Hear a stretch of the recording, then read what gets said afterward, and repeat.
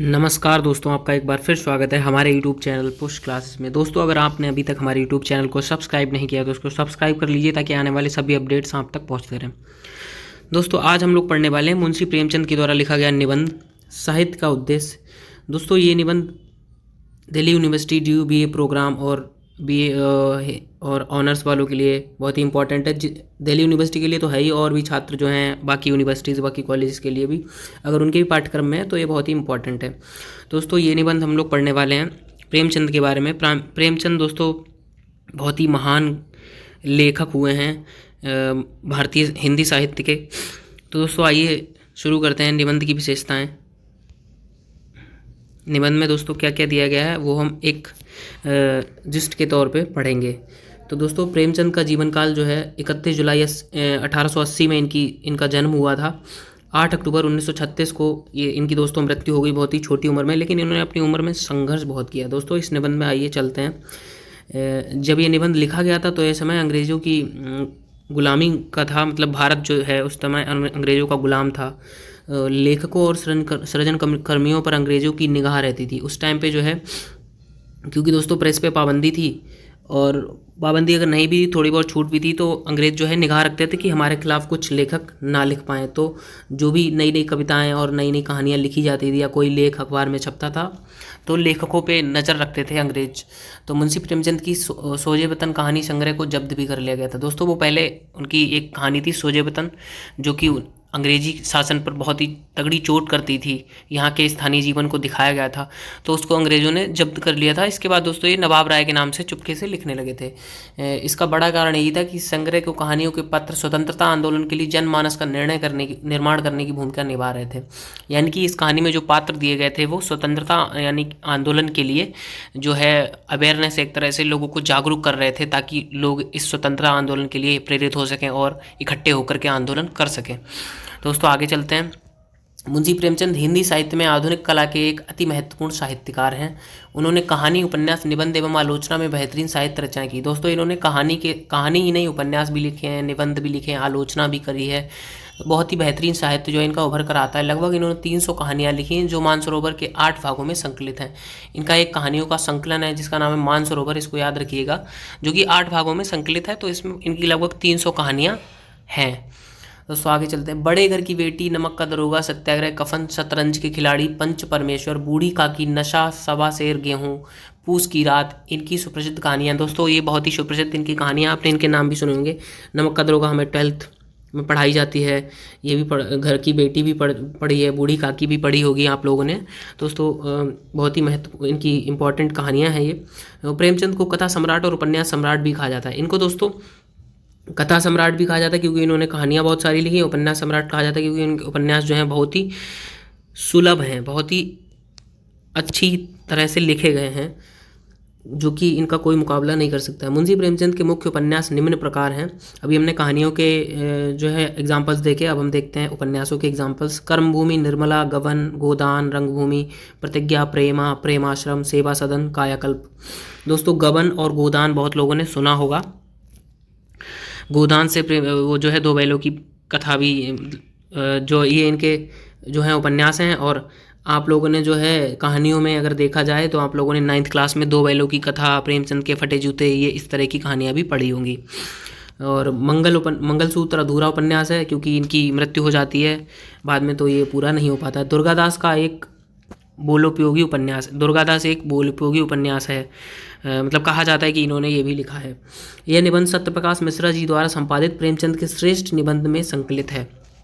दोस्तों, सत्यप्रकाश मिश्रा जी ने ये संपादित कराया है क्योंकि ये निबंध प्रेमचंद की मृत्यु हो जाती है निबंध लिखने के बाद, तो इसलिए जो है सत्यप्रकाश मिश्रा जी ने इसको संपादित कराया, यानी कि प्रेमचंद के द्वारा इसका संपादन नहीं हो पाया था।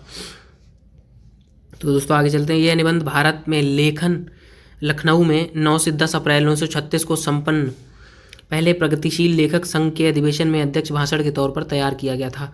यानी कि 1936 में प्रेमचंद की मौत हो जाती है, तो उसी टाइम पे ये तैयार किया गया था। उसी साल यह निबंध भारत में लखनऊ में 9 से 10 अप्रैल के बीच में तैयार किया गया था, जो कि प्रगतिशील लेखक संघ के जो है अध्यक्ष भी थे प्रेमचंद, तो उन्हीं के भाषण के तौर पर ये निबंध तैयार किया गया था। इस अधिवेशन में मुंशी प्रेमचंद के साथ जैनेंद्र ने भी शिरकत की थी। जैनेंद्र भी बहुत ही फेमस कवि रहे हैं अपने समय के। यह निबंध सम्मेलन में पढ़ा गया था। सम्मेलन में जब वो सम्मेलन था उसमें निबंध को पढ़ा था। इस निबंध में साहित्य एवं समाज के संबंध पर गहनता से विचार विमर्श किया गया, यानी कि साहित्य और समाज, यानी कि साहित्य किस तरह से समाज के विकास में जो है एक महत्वपूर्ण योगदान निभाता है, इस पर गहनता से विचार विमर्श किया गया था इस निबंध में। तो मुंशी प्रेमचंद ने इस निबंध में सबसे पहले साहित्य की भाषा पर जोर दिया था। उन्होंने साहित्य की भाषा पर जोर दिया था, किस तरह की भाषा होनी चाहिए, कैसे शब्दों का प्रयोग होना चाहिए, किस काल और वातावरण के आधार पर साहित्य जो है रचना करी जाती है। मुंशी प्रेमचंद एक ऐसी भाषा के पक्षधर थे जो आम जनमानस के अधिक निकट हो, जिसमें हिंदी, उर्दू, अंग्रेजी, फारसी के आम लोक प्रचलित शब्द हो। यानी कि मुंशी प्रेमचंद की जो भाषा थी बहुत ही सरल थी, ताकि जो एक होता है ना, जो गरीब मजदूर आदमी, जो कामगार हैं, जो पढ़े लिखे नहीं हैं, अगर उनको भी कोई पढ़कर सुनाए या फिर जो पढ़ लेते हैं थोड़ा बहुत, उनको भी ये भाषा समझ में आ जाए, तो ऐसी भाषा का उन्होंने प्रयोग किया। बहुत ही जटिल और जो है कठिन शब्दों का प्रयोग नहीं मिलेगा आपको उनकी भाषा में। हिंदी, उर्दू, फारसी के आम शब्द, बहुत ही नॉर्मल शब्द आपको मिलेंगे। उन्होंने निबंध में लिखा, हमारी भाषा के पायनियारों ने, रास्ता साफ करने वालों ने, हिंदुस्तानी भाषा का निर्माण करने वालों ने जाति पर जो एहसान किया है उसके लिए हम उनके कृतज्ञ ना हों तो ये हमारी कृतज्ञता होगी। यानी कि जिन लोगों ने साहित्य जो है लिखा है, हिंदुस्तानी भाषा में जो सरलता है, उन लोगों ने साहित्य जो है बहुत ही सरल भाषा में लिखा है, तो हम उनके कृतज्ञ होंगे। यानी कि हमें उनका धन्यवाद देना चाहिए, ताकि क्योंकि उन्होंने ऐसा साहित्य सरल भाषा में लिखा है जो कि सब लोगों तक, आम जनमानस तक पहुंच सके, यानी कि नीचे से नीचे जो तबके हैं उन तक पहुंच सके। मुंशी प्रेमचंद से पहले और उनके समय तक एआरी, तिलिस्मी, जादुई और निपट काल्पनिक उपन्यास लिखने का चलन था। दोस्तों, मुंशी प्रेमचंद से पहले जो है एआरी, तिलिस्मी, जादुई और निपट मतलब कि काल्पनिक कहानियाँ और तरह तरह की विधियाँ और जैसे कर्मकांड, ये सब लिखे जाते थे। इस तरह के उपन्यास इसमें मतलब उनका विषय होता था। परंतु क्या हुआ, प्रेमचंद ने साहित्य को सामाजिक समस्याओं से जोड़ा। उस टाइम पे जो प्रेमचंद से पहले सामाजिक समस्याएं नहीं उपन्यासों में लिखी जाती थी, लेकिन जब प्रेमचंद ने लिखना चालू किया, क्योंकि उस टाइम भारत गुलाम था और भारतीय व्यवस्था और भारतीय जो है अर्थव्यवस्था सब कुछ डगमगाया हुआ था, लोग कर्जों से डूबे थे, बहुत ही गरीबी थी। तो उस टाइम पे जो सामाजिक समस्याएं थीं, जो गरीब से गरीब लोगों की तबका था, उनकी जो सामाजिक समस्याएं थीं, उसकी तरफ इशारा करते हुए प्रेमचंद ने उसको विषय बनाया अपने उपन्यासों और कहानियों का। साहित्य उसी रचना को कहेंगे जिसमें कोई सच्चाई प्रकट की गई हो।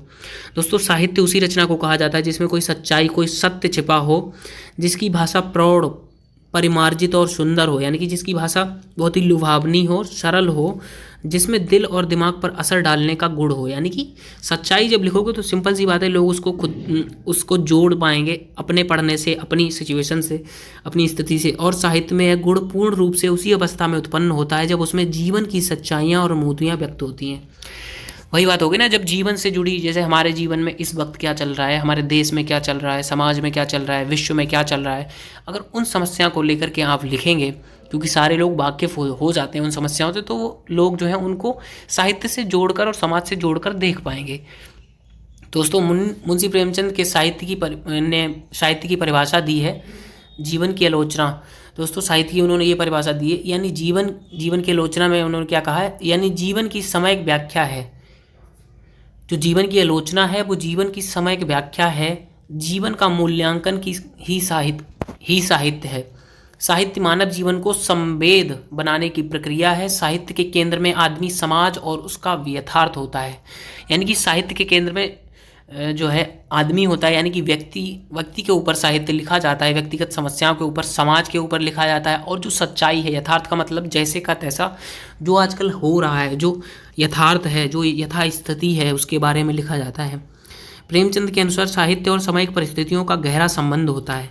प्रेमचंद ने कहा है कि साहित्य और जो इस समय की जो परिस्थितियां हैं उनका जो है गहरा संबंध होता है आपस में। निबंध में वे लिखते हैं, साहित्य अपने काल का प्रतिबिंब होता है। यानी कि साहित्य जो है, जैसे आप शीशे के सामने खुद की शक्ल देखेंगे तो साहित्य भी प्रतिबिंब होता है अपने काल का। जो समाज में चल रहा है उसी को साहित्य लिखकर लोगों के सामने प्रकट करता है। जो भाव और विचार लोगों के हृदयों को संपादित करते हैं वही साहित्यकार पर अपनी छाया डालते हैं। यानी कि जो भाव और विचार जो हैं लोगों को लोगों को हृदयों को जाकर छूते हैं वही साहित्यकार पर भी अपनी छाया डालते हैं, तभी साहित्यकार उन भावों और विचारों को लेकर के साहित्य लिखता है। ऐसे पतन के काल में लोग या तो आकशकी करते हैं या अध्यात्म और वैराग्य में मन रमाते हैं। तो दोस्तों ऐसे काल में जो है लोग क्या करते हैं, या तो देखा दूनी इधर उधर करते हैं, या फिर अध्यात्म का जो है रास्ता अपना लेते हैं, या फिर वैराग्य मन में रमाए रहते हैं। तो उम्मीद है आपको ये वीडियो बहुत ही पसंद आई होगी। अगर आपको ये वीडियो पसंद आई है तो लाइक, शेयर और सब्सक्राइब किए बिना मत जाइएगा, ताकि आपको आगे आने वाले सभी अपडेट्स और वीडियोज़ आपको सबसे पहले मिलते रहें। दोस्तों आज के लिए इतना ही। धन्यवाद। जय हिंद, जय भारत।